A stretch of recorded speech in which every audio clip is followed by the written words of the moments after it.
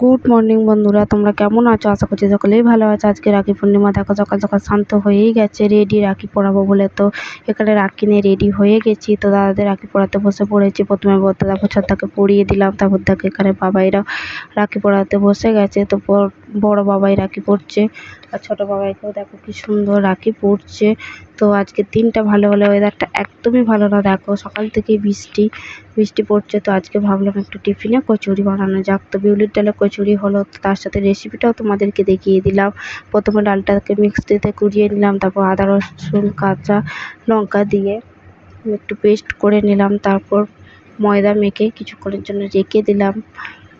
কড়াইয়ে কিছু এলাচ দারচিনি দিয়ে পুর বানিয়ে নিলাম। দেখো পুরটা কত সুন্দর রেডি। এরপর আস্তে আস্তে লেচি কেটে পুর ভরে বেলে দেখো কচুরি মোটামুটি রেডি। এর সাথে ছিল মিক্সড আলুর দম। তো আলুর দমের রেসিপিটা পরের ভিডিওতে তোমাদের দেখাবো। তো